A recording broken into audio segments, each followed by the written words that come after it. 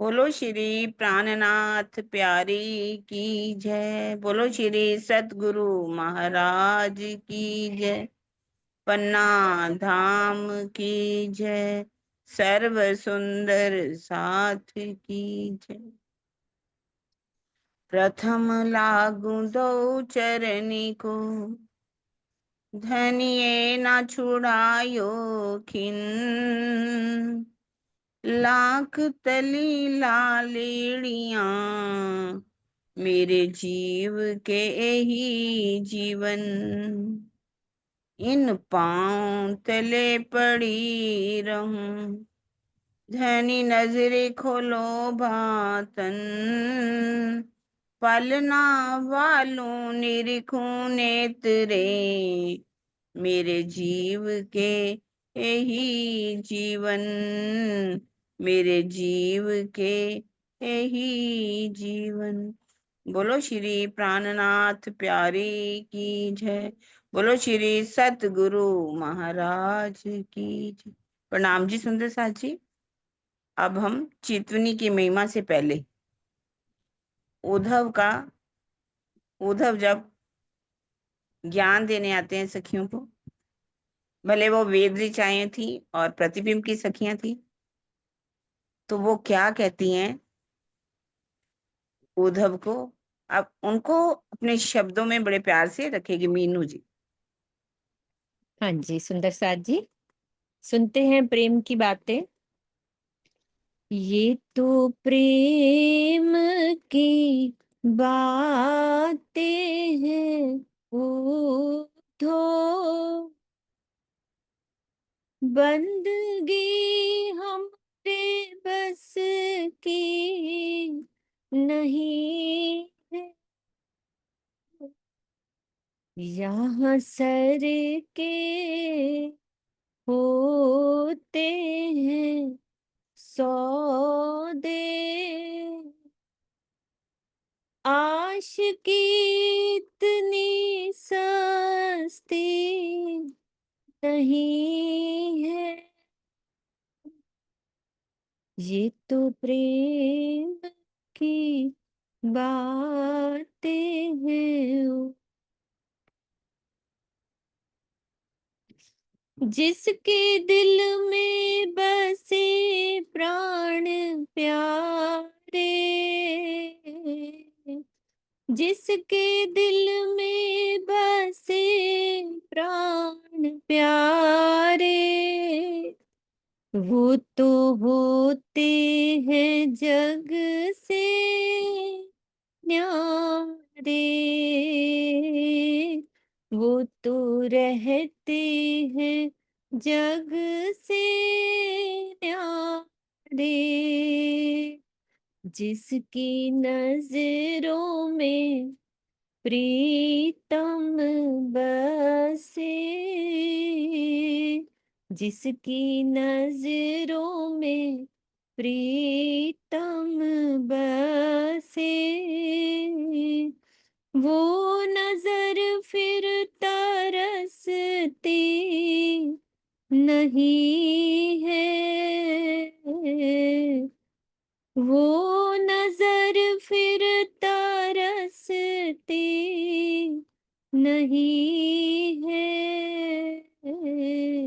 ये तो प्रेम की बातें हैं प्यारे, बंदगी हमरे बस की नहीं है।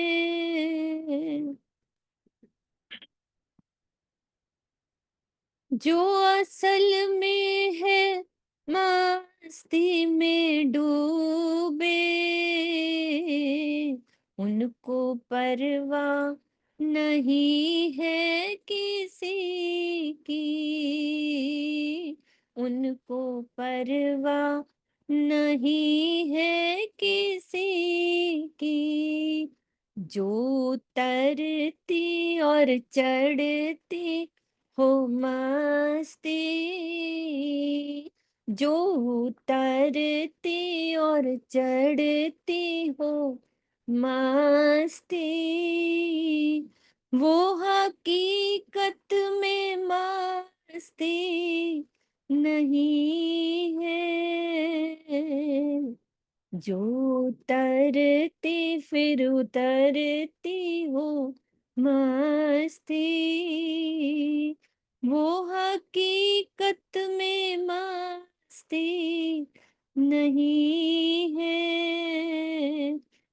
मेरे प्यारे प्रीतम की बातें मेरे दिल से कभी ना उतरती, यहाँ सर के होते हैं सद, आशिकी इतनी सस्ती नहीं। बोलो श्री प्राणनाथ प्यारे की जय, सतगुरु महाराज की जय। प्रणाम जी। बीटेक में भी बोलना है आपको, एडवांस बुकिंग। बोल देंगे जो आप ठीक कहोगे। है। जैसे राज्य कराएंगे कर ले। उधो तुम भये बोरे, पाती लेके आए दौड़े। है हम्म। ना। योग कहाँ रखे जहाँ रोम रोम श्याम है। अति सुंदर, बहुत ही प्यारा आपका।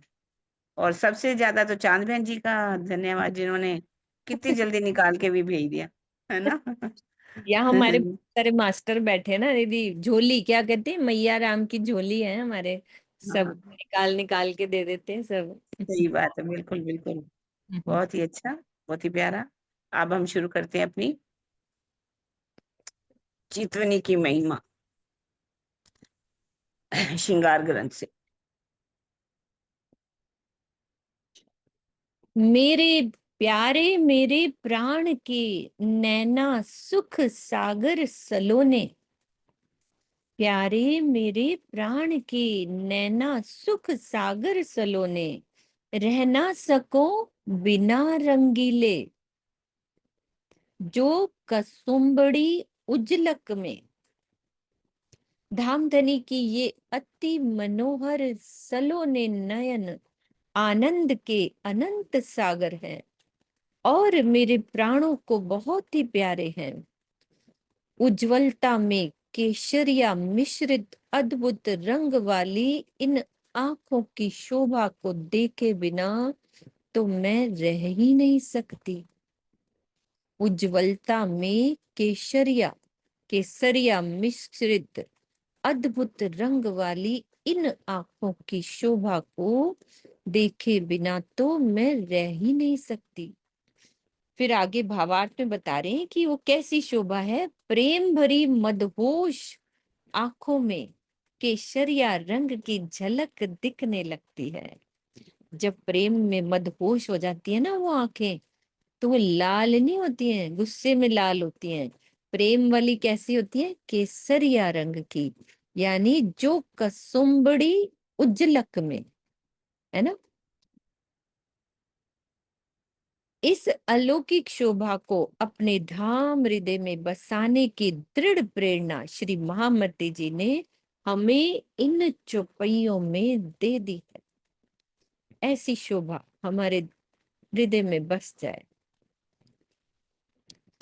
जब देखूं शीतल नजरों, सब ठरत आशिक के अंग, सब सुख उपजे अरस में, हक माशूक के संग।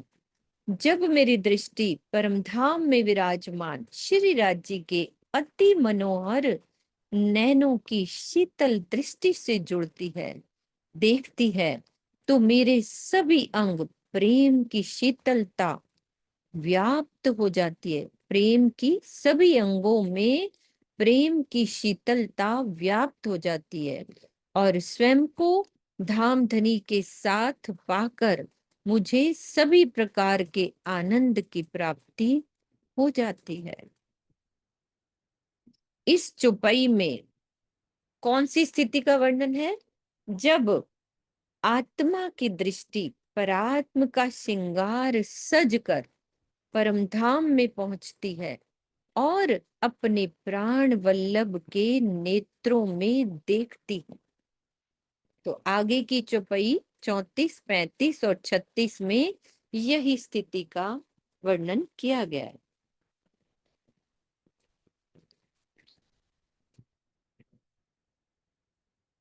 मैं नैनो देखूं नैन हक के, हुई चारों पुतली तेज पुंज। जब नैन मिले नैन नैन में, नूरे नूर हुआ एक गंज। बड़ी प्यारी छपाई है। जब मैं अपनी आत्मा के नैनों से श्री राजी के नैनों को देखती हूँ, तो हम दोनों की चारों पुतलियों का तेज पुंज आपस में मिल जाता है। जब मेरे नैनों की दृष्टि परात्म के नैनों और श्री राज्य के नैनों की दृष्टि से मिलती, अब ये एक और नैन मिल गए, परात्म के नैन भी हो गए, तो चारों ओर नूर ही नूर का भंडार दृष्टिगोचर होना। जब नैनो देखूं नैन हक के, तो हुई चारों पुतली, चार हो गई, दो मेरी दो राज्य की। जब नैन मिले नैन नैन में, जब नैन आत्म के नैन मिले परात्म और राज्य के नैनों से मिले, तो चारों तरफ नूरे नूर हुआ एक गंज। नूर ही नूर का भंडार दृष्टिगोचर होता है। जब आत्मा की दृष्टि परात्म का श्रृंगार सजकर युगल स्वरूप के सामने उपस्थित होती है, तो कभी वो श्री राज्य के नेत्रों की ओर देखती है, तो कभी अपनी परात्म के नेत्रों की ओर। इसे ही इस चौपाई के तीसरे चरण में नैनों का नैन नैन से मिलना कहा गया है।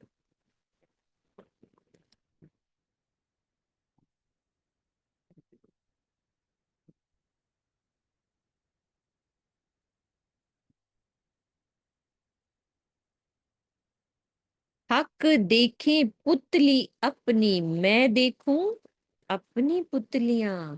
मैं हक देखूं हक देखे मुझे, यूं दो अरस परस भैया। धामधनी अपनी पुतलियों से मुझे देखते हैं, तथा मैं अपनी पुतलियों से उन्हें देखती हूँ। मैं श्री राज्य को देखती हूँ तथा राज्य मुझे देखते हैं। इस प्रकार हम दोनों एकाकार से हो जाते हैं।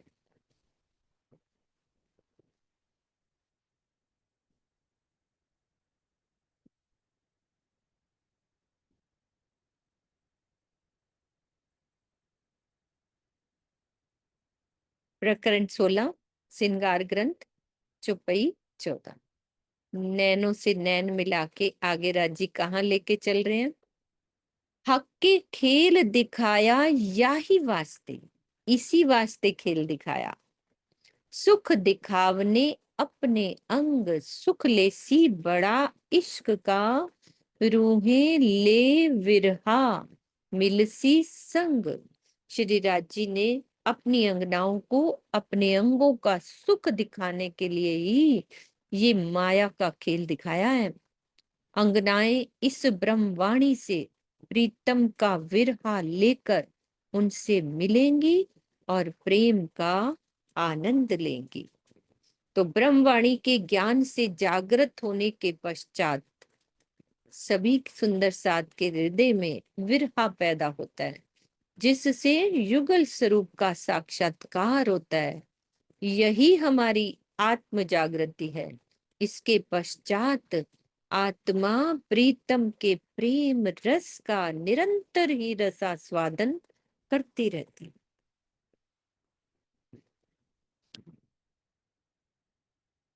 मेरी रूह देखे सहूर कर, जाके नख सिख लग इशक। जुबां कैसी हो तिन होसी, और बानी बका अरस हक। मेरी आत्मा परम धाम की चितवनी द्वारा प्रीतम की शोभा को देख रही है और ये विचार कर रही है कि जिस अखंड परम धाम में धामधनी के नख से शिख तक अनंत प्रेम ही प्रेम भरा हुआ है, उनकी रसना और उससे प्रकट होने वाली वाणी में कितनी प्रेम भरी मिठास होगी, कितनी होगी।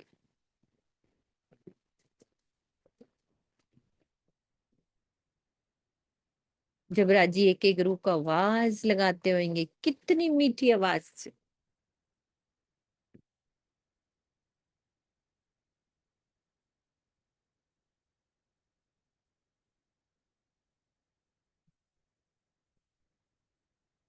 ए बेवरा जाने रूहे अरस की जाको हुआ हक दीदार, जाए सिफायत हुई मोहम्मद की या को जाने सोई विचार।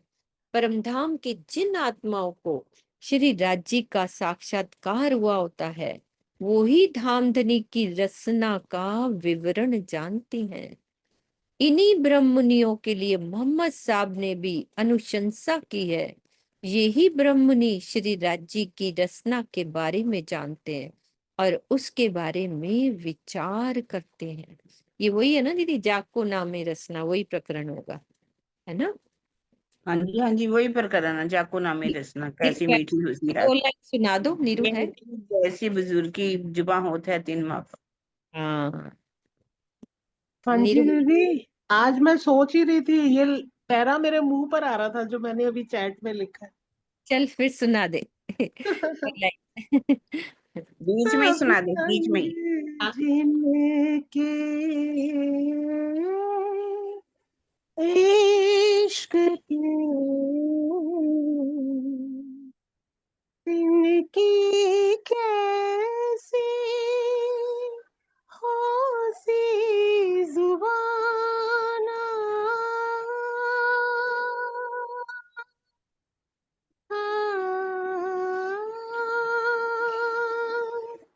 सब अंग जिनके इश्क के, तिनकी कैसी होसी जुबान,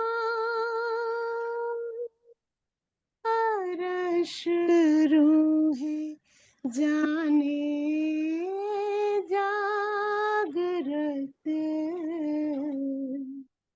जो रहे सदा कदमों सुभान, अरश रूहे जाने जागरत, जो रहे सदा कदमों सुभान, कदमों सुभान, जाको नाम रसना हो से कैसी मीठी हंस, जिनकी जैसी बुजुर्ग की जुबां होत है 3 माफक, मीठी जुबान, मीठे वचन, मीठा हक, मीठा रूह प्यार, मीठी रूह पावे मीठे रस की, जो मीठा करे विचार, करे विचार, जाके नाम रसना ओसी कैसी मीठी हक नाम जी। राम जी।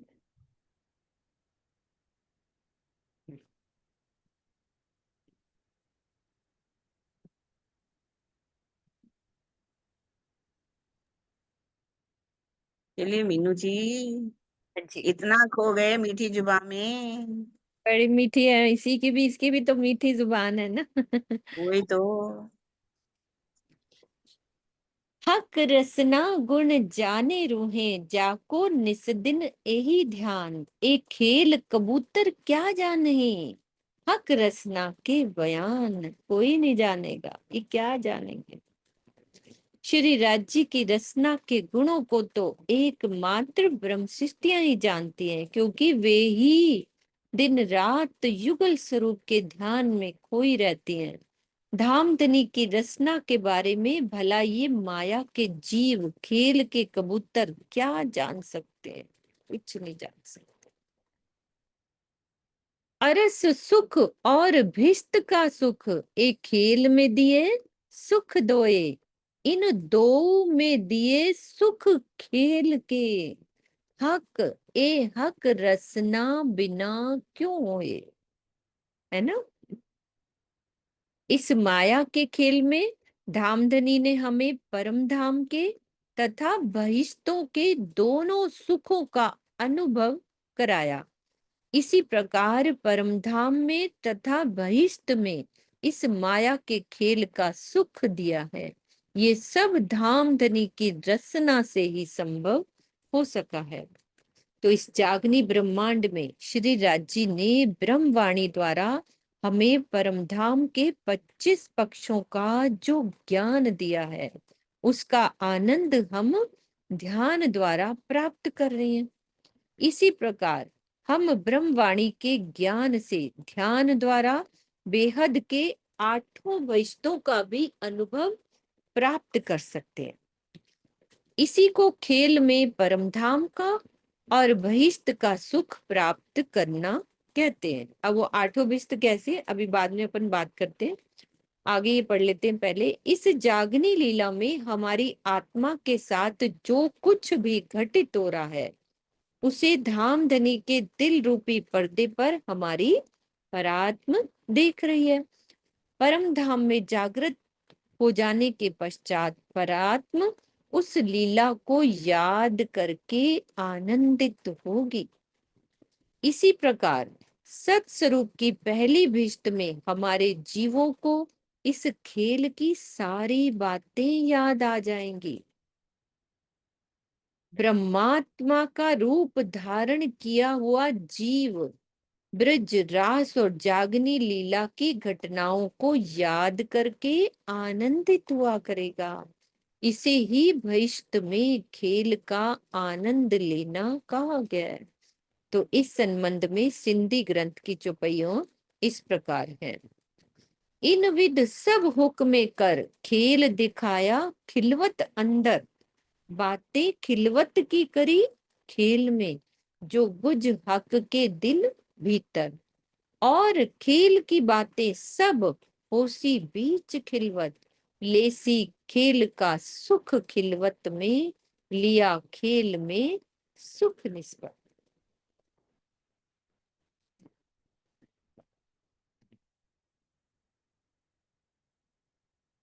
तो बहिष्ठ के सुख भी हम यहाँ बैठे बैठे अनुभव, अभी ब्रिज रास जो भी, मतलब दीदी जो अखंड हो गई है, उसका सुख हम चितवन के द्वारा ले सकते हैं, है ना। और बाकी उसके बाद जो बनेंगी विस्त, उसका बाद में फिर वहां जाके लेंगे, हाँ जी, हाँ जी। है ना।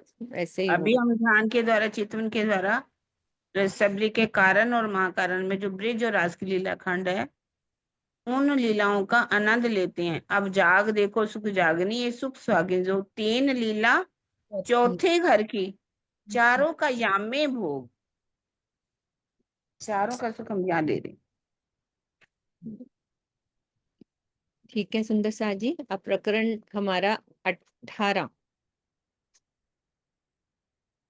जो एक नंग नीके निरखिए, तो रोम रोम छेदत भाल। जो लो देखो उपली नजरों, तो लो बदलत नाही हाल। यदि पटली के एक नंग को भी अच्छी तरह से देख लिया जाए, तो शरीर के रोम रोम में विरहा के भाले चुभने लगते हैं। जब तक हम मात्र बाह्य दृष्टि से देखते रहेंगे, तब तक हमारी रहनी नहीं बदल सकती। जब आत्मा किसी नग की शोभा को देख लेती है, तो उसका कुछ रस जीव को भी प्राप्त होता है। चितवनी टूटने के पश्चात जीव उस शोभा को देखने के लिए व्याकुल रहने लगता है। उसकी विरहावस्था बहुत गहन हो जाती है। उसे ऐसा आभास होता है कि जैसे विरहा की पीड़ा शरीर के रोम रोम में भालों के चुभने के समान कष्ट दे रही है। तो उपली दृष्टि से देखने का तात्पर्य केवल पढ़कर कुछ देर के लिए भावों में खो जाना, ये उपली दृष्टि जो हम अक्सर यही करते हैं। हम जब तक शरीर, अंतःकरण और जीव के क्रियाकलाप स्थिर नहीं होते और आत्मिक दृष्टि खुलती नहीं, तब तक उसे चित्वनी की संज्ञा नहीं दी जा सकती। युगल स्वरूप के भावों में डूब जाना, वो क्या है? भावलीनता है। इसे चित्वनी कदापि नहीं कहा जा सकता। चित्वनी का क्या आशय है कि हम आत्मदृष्टि से देखें, जबकि भावलीनता का तात्पर्य अंतःकरण के द्वारा चिंतन, मनन, विवेचन और अहमपना करना। दोनों का अंतर बता दिया कि भावलीनता क्या है और चित्वनी क्या है। क्योंकि चुपाई आई है ना, तो जो लो देखो उपली नजरों, ये विचार कीजिए, जब दिल से रूह की खोल नजर, कड़ी कड़ी के रंग देखिए, गिनते हो जाए फजर। वर्णन किसका चल रहा है वैसे? पटली, कौन सी पटली का वर्णन है ये? पटली, ये पटलियां ना जो बाजूबंद है, अच्छा, उसने भी पटलियां आई है ना। ठीक है। पटलियां एक दो तीन चार ऐसे पटलियां अलग अलग नगों की। वैसे नवघट उसके अंदर भी आती हैं, पौंची के अंदर भी हैं, पर हम्म। मेन जो है बाजूबंद के अंदर आती है। और कोई सुंदर साथ भी बता सकते? हाँ, कड़ियों के रंग बताए हैं ना, कड़ी। हम्म। अब वो प्रकरण जो चल रहा है ना, उसमें कैसा वर्णन चल रहा है कि हे साथ जी, यदि आप अपनी आत्मिक दृष्टि खोलकर प्रत्येक कड़ी के रंग को देखते हैं, तो अपने अंतःकरण में उसका विचार करते हुए कड़ियों के रंगों को गिनना प्रारंभ करते हैं, तो गिनते गिनते उजाला हो जाता है, माया का अंधकार मिट जाता है। अब कड़ी कड़ी के बारे में बता रहे हैं। यद्यपि आत्मदृष्टि से केवल देखा जाता है, ज्ञान रूप में उसका अनुभव आत्मा के अंतःकरण के द्वारा किया जाता है।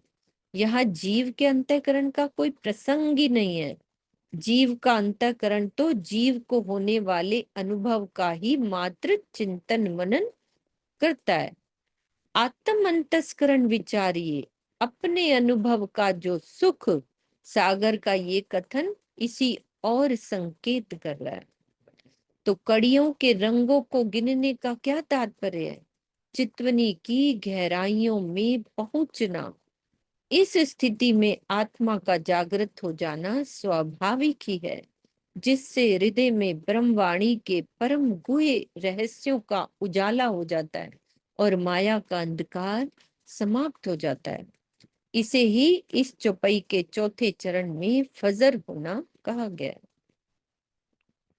गिनते हो जाए फजर। इन जिमी आशिक क्यों रहे, वो खिन में डारत मार। तो लो रहे सहूर में, जो लो रखे रखन हार। धनी के प्रेम में डूबी हुई आत्मा भला इस संसार के क्षणिक सुखों में कैसे फंसी रह सकती है? वो तो अपने प्रीतम की शोभा में डूबकर स्वयं को क्षण भर में ही मार डालती है, अर्थात अपने शरीर और संसार के मोह से परे हो जाती है। जब तक धामधनी अपने आदेश से उसके शरीर को रखते हैं, तब तक वो अपने प्रीतम की शोभा के चिंतन मनन, ये हो गया भावलीनता, चिंतन मनन या चितवनी में लगी रहती, यही कार्य चलता रहता है। फिर कह रहे यही काम आसिकन के, इसके बाद की ही चुपई है, फेर करे वर्णन, विध विध सुख स्वरूप के, सुख लेवे सिनगार भिन्न भिन्न। धनी के प्रेम में कोई आत्माओं का यही मुख्य काम होता है। अब हमारा है कि नहीं? होता तो यही है कि ये युगल स्वरूप की शोभा श्रृंगार का बार बार वर्णन करती है। इस प्रकार वो अपने जीव के अंतःकरण में श्री राज श्यामा जी के अनेक प्रकार के सुखों का अनुभव करती है ना, वाणी द्वारा अनुभव कर रहे हैं ना अपन। पुनः चितवनी में डूबकर अपने प्राण प्रीतम के भिन्न भिन्न श्रृंगारों को आत्मसात करके आनंदित होती है। भाई पहले अपन वाणी पढ़ते हैं, वाणी से फिर अपने जीव के अंदर अंतःकरण में भाव आते हैं ना, अनेक अनेक प्रकार के सुख, राजश्यामा जी के सुखों का अनुभव होता है। फिर वही बात जो हमारे जीव के अंतःकरण में घुसी होती है, तो फिर वो चितवनी में डूबती है, तो फिर भिन्न भिन्न श्रृंगारों को आत्मसात करके आनंदित होती है। जिस प्रकार चितवनी में आत्मा को अनुभूत होने वाले आनंद का अंश मात्र ही जीव को अनुभव में होता है, थोड़ा ही मिलता है जीव को, उसी प्रकार जीव द्वारा ब्रह्मवाणी के चिंतन मनन से जो आनंद प्राप्त होता है वो मात्र उसके लिए ही होता है। जीव के लिए हम जो कर रहे हैं ये हमारे जीव के लिए है, आत्मा के लिए नहीं है। आत्मा अपने मूल स्वरूप में आनंदमयी है और जीव के ऊपर विराजमान होकर इस खेल को देख रही है। और जीव द्वारा ग्रहण किए गए ज्ञान या सुख दुख को अवश्य वो जान जाती है, किंतु मात्र दृष्टा होने के कारण वो स्वयं कुछ भी नहीं कर सकती और ना चिंतन मनन से मिले हुए जीव के आनंद को प्राप्त कर पाती है। वो वाले आनंद को नहीं प्राप्त कर पाती जो चिंतन मनन से होता है। तो इस स्थिति में आत्मा के ऊपर जीव भाव हावी रहता है। अक्षरातीत की मेहर से चितवनी की गहन स्थिति में जब आत्मा जीव भाव से परे हो जाती है, तो वो अपने को परात्म के श्रृंगार में पाती है और अपने प्रीतम से एक रूप हो जाती है, किंतु मात्र ज्ञान की अवस्था में उसे ये उपलब्धि नहीं हो पाती। तो ये स्थिति वैसे ही होती है जैसे सामने स्थित हिमालय को भी आंखों के सामने पर्दा होने के कारण नहीं देखा जाता। इसी प्रकार ये स्पष्ट है कि युगल स्वरूप की शोभा श्रृंगार के पठन या श्रवण से जीव और उसके अंतःकरण को आनंद मिलता है और चित्वनी में आत्मा को प्रत्यक्ष आनंद मिलता है एवं जीव को उसका अंश मात्र मिलता है। कितनी अच्छी बात क्लियर कर, बोलो चांदी, बहुत अच्छी बात क्लियर कर। अभी हमारी स्थिति तो यही है ना, अभी हम जीव से देख रहे हैं, ज्ञान से सुन रहे हैं, अभी हमारा जीव ही ग्रहण कर रहा है, इसलिए आत्मा तक वो स्थिति पहुंच नहीं रही। जब चित्तनी में राज्य दिख जाएंगे तब आत्मा को आनंद आएगा। अभी तो हम खाली जीव भाव में बैठे, चिंतन कर रहे हैं, मनन कर रहे हैं, आनंद मिल रहा है, नो डाउट, इसमें कोई डाउट नहीं कि आनंद नहीं मिल रहा, लेकिन अभी हमारा जीव भाव हावी है ना हमारे ऊपर।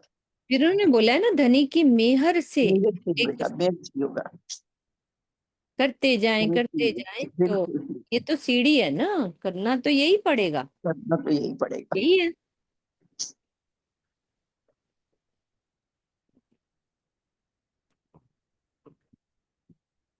सुंदर सा जी, हिम्मत नहीं हारनी।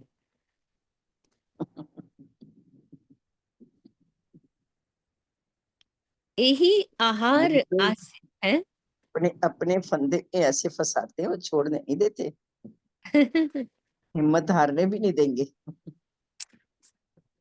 अब हम नहीं उठेंगे तो खुद ही उठा देंगे, उठ के बैठ जाओ।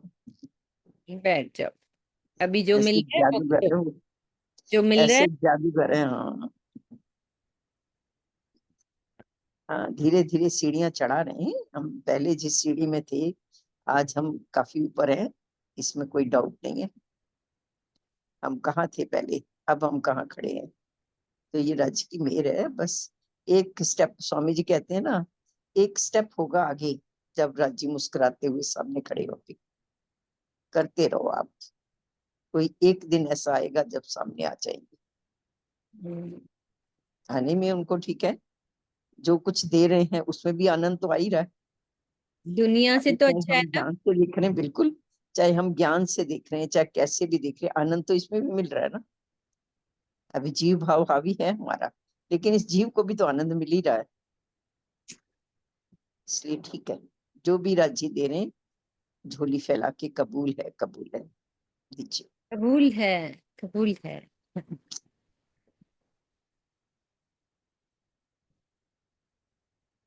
यही आहार आसिकन का, यही शोभा सिंगार, झीलें सागर वायदत में हर सागर अपार।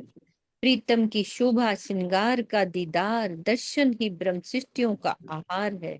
इसे प्राप्त करके वो अपने धाम धनी की अपार मेहर और वाहिदत के सागर में स्नान करती हैं।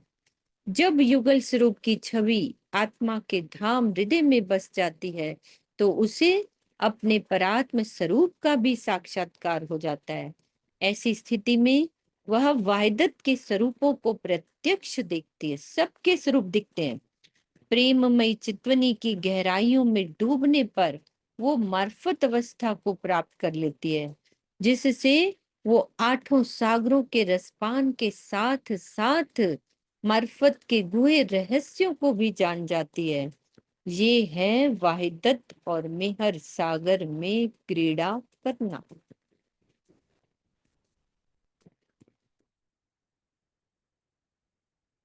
श्री महामत देखे विवेक सो, हक वस्त्र और भूखन, सब अंग शोभा अंगों की, जो दिल रूप होए रोशन। महामती जी कह रहे हैं कि हे साथ जी, अब मेरी आत्मा अपने प्राण वल्लभ के वस्त्रों, आभूषण और सभी अंग प्रत्यंगों की शोभा को विवेक पूर्वक देख रही है, ताकि मेरी आत्मा और उसका अंतःकरण दोनों ही धनिक के नूर से प्रकाशमान हो जाए। तो विवेक पूर्ण देखने का क्या महत्व आशय है कि पंच भौतिक शरीर, अंतःकरण, जीव और संसार के मोह से अलग होकर प्रेम की निर्विकारमयी दृष्टि से देखना। ये विवेक से देखना है। इस शरीर से परे हो जाए, अंतःकरण से जीव भाव से ऊपर हो जाए, संसार के मोह से अलग हो जाए और निर्विकारमय दृष्टि प्रेम की, ये विकारों वाली भरी नहीं, निर्विकार। तो इस चौपाई में हम सब सुंदर साथ को ये शिक्षा दी गई है कि हम अपने धाम हृदय में श्री राज्य के वस्त्रों और आभूषणों सहित अंग प्रत्यंग की शोभा को बसाएं, जिससे उस शोभा के नूर से उनकी आत्मा एवं अंतःकरण प्रकाशित होते रहे। श्री महामती जी ने तो इस उपलब्धि को अवश्य में ही प्राप्त कर लिया था।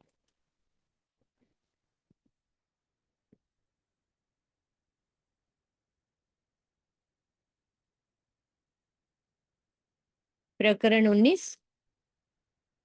सब अंग देखे रस भरे, प्रेम के सुख पूरन, रूह सोई जाने जो देखई, ए पीवत रस मोमिन।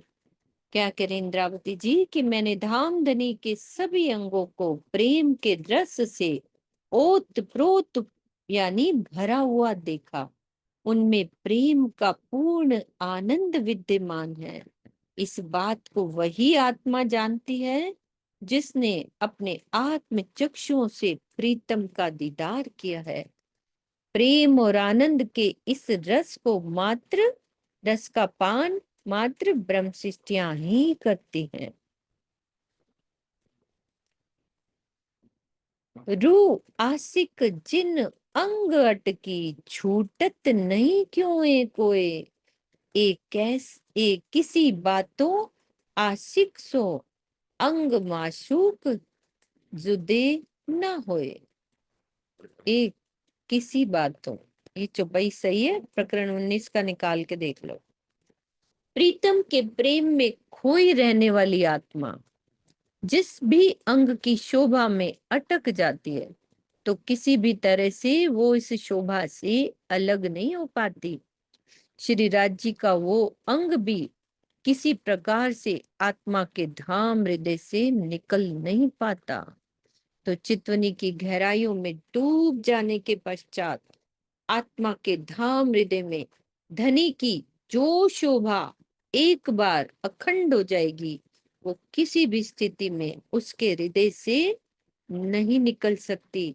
भले ही माया अपनी सारी शक्ति क्यों ना लगा दे, कितनी प्रॉब्लम्स आ जाए, वो जो एक बारी शोभा बस गई तो बस गई।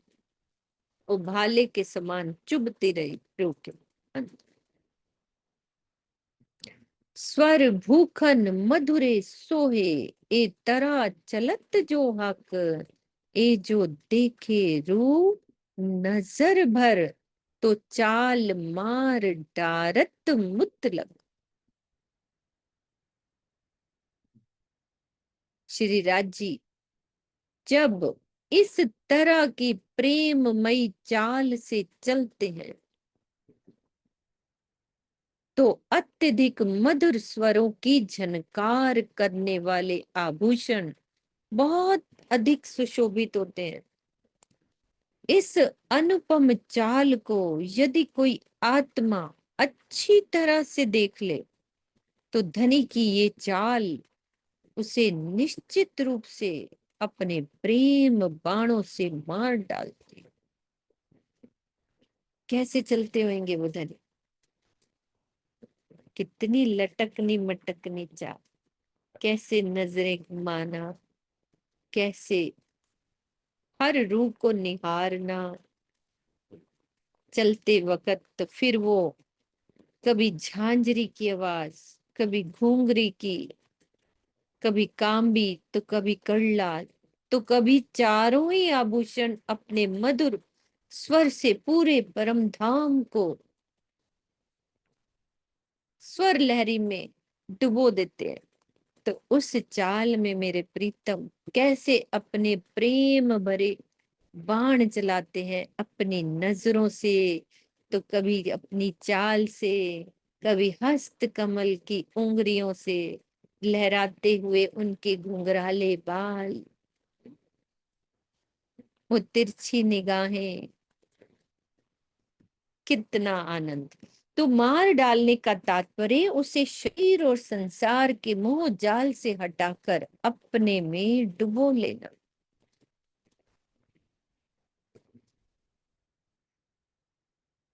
ये प्रसंग इस जागनी ब्रह्मांड का है जिसमें आत्मा चितवनी में डूबकर इस चाल को देख सकती है।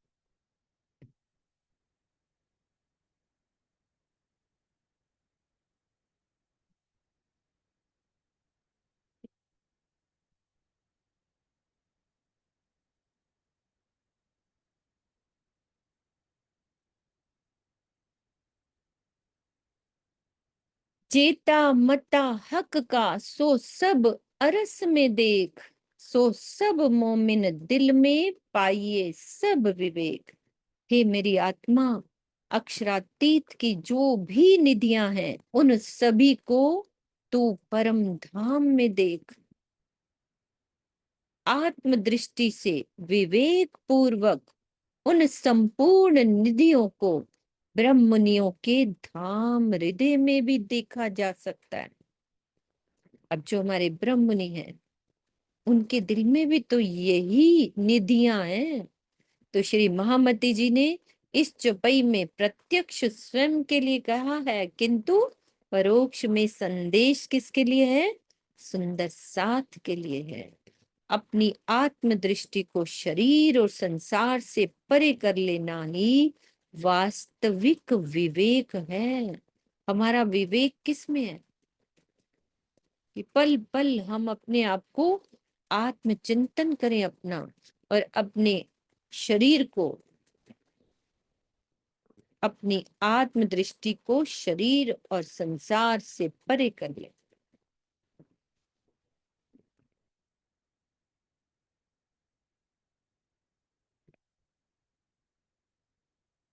ये भी बोलते हो ना आप नीरू, ये वाला मैं इसका अर्थ पढ़ती हूँ फिर बोलते हैं। हक इलम के जो आरिफ, ये भी नीरू बहुत अच्छा बोलती है, मुख नूर जमाल खूबी चाहे, चाहे चाहे फेर फेर चाहे, देख देख उड़ावे अरवाहे।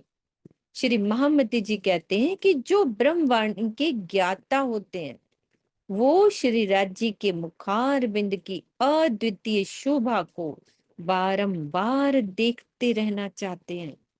उस शोभा को देख देख कर वो स्वयं को उसमें डुबो देते हैं। तो ये चौपाई सुंदर साथ को विशेष रूप से हमको शिक्षा दी गई है कि ब्रह्मवाणी के शब्द ज्ञान को ग्रहण कर लेने मात्र से ही आत्मा पूर्ण रूप से जागृत नहीं होगी, बल्कि क्या करना पड़ेगा? आत्म जागृति के लिए हमें मुखार बिंद की, धनी की मुखार बिंद की शोभा को अपने धाम हृदय में बसाना ही होगा। देख देख उड़ावे अरवाहे, चाहे चाहे फिर चाहे, यही काम आसिकन का, हक इलम यही काम, नूर जमाल का जमाल छोड़े ना आठों जाम। अक्षरातीत के मुखार बिंद से अवतरित होने वाली इस ब्रह्मवाणी तथा ब्रह्मात्माओं का एकमात्र लक्ष्य है। यही काम आशिकन का, हक इलम यही काम, क्या काम है? कि धामधनी की शोभा को अष्ट पहर अपने हृदय में बसाए रखना, नूर जमाल का जमाल छोड़े ना आठों जाम। ब्रह्मवाणी प्रीतम की शोभा को हृदय में बसाने का ज्ञान देती है तथा आत्मा को, आत्मा का प्रेम उस शोभा को आत्मसात कराता है।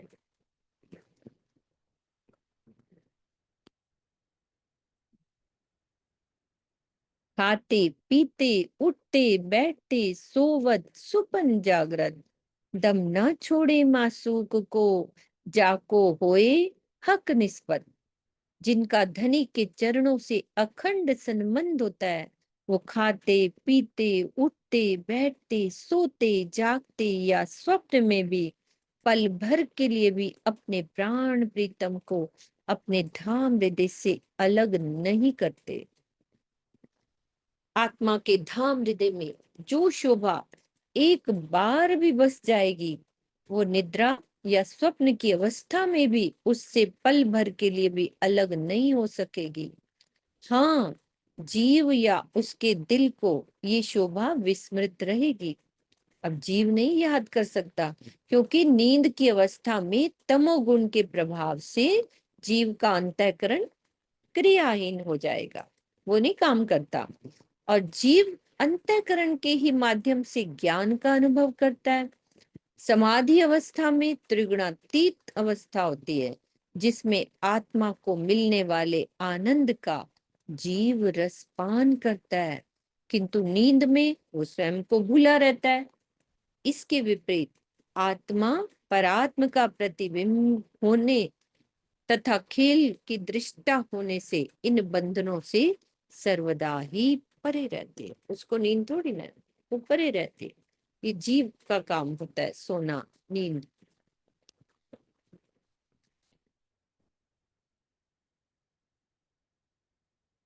एक चौपाई और लेते हैं सुंदर साथ जी।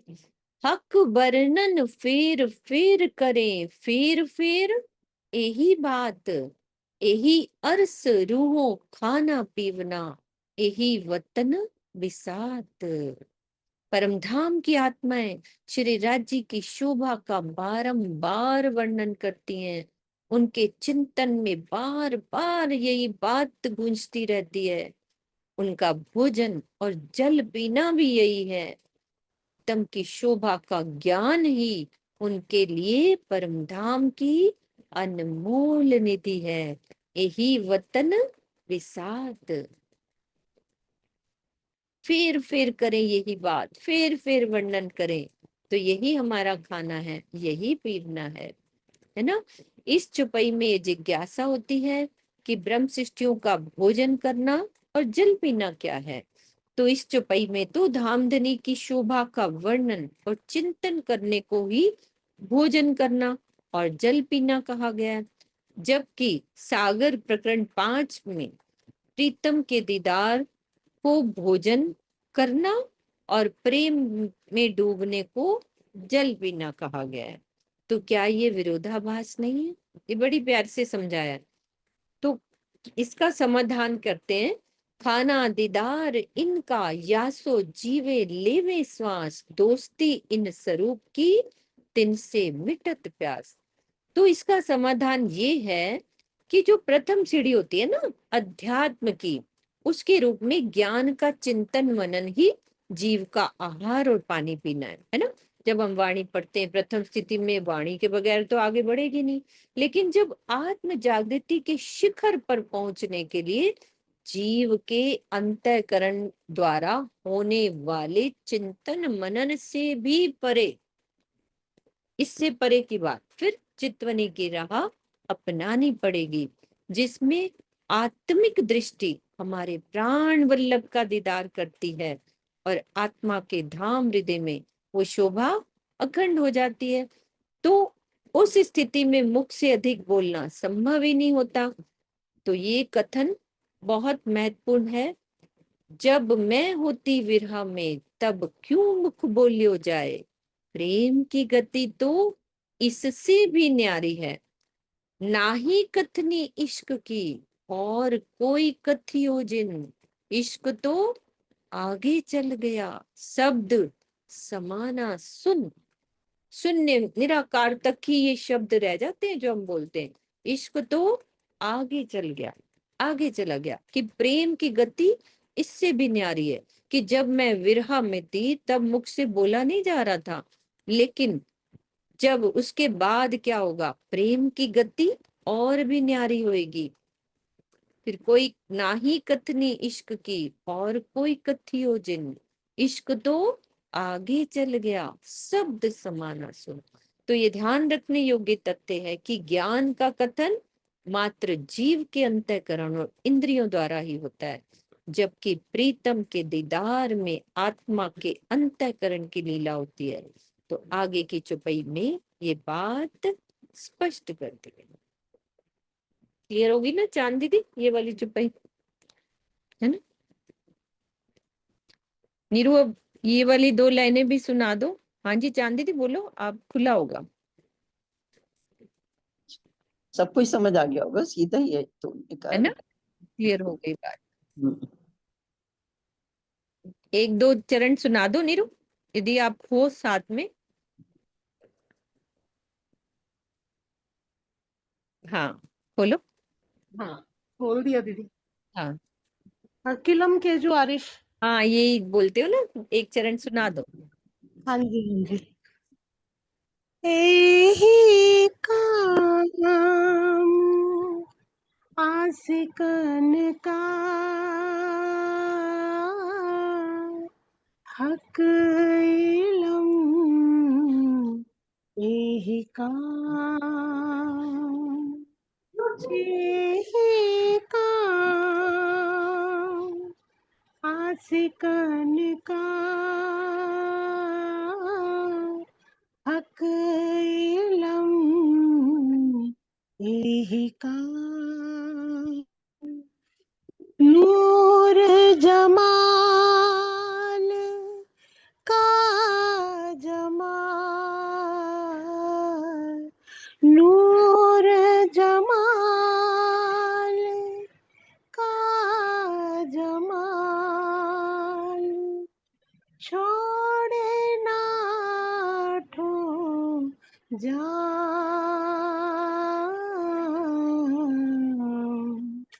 हक इलम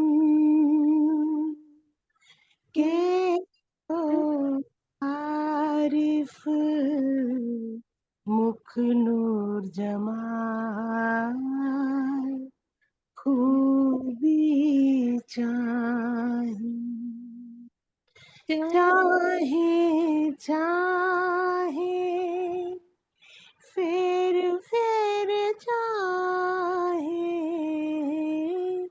चाहे चाहे फिर चाहे देख देख उड़ावे अरवाहें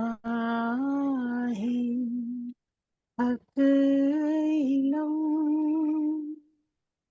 के जो आरिफ मुख नूर जमाल खूबी चाहे अकबर नन फिर करे फिर ही बास ही अरस रूहो खाना पीवना यही तन बिसात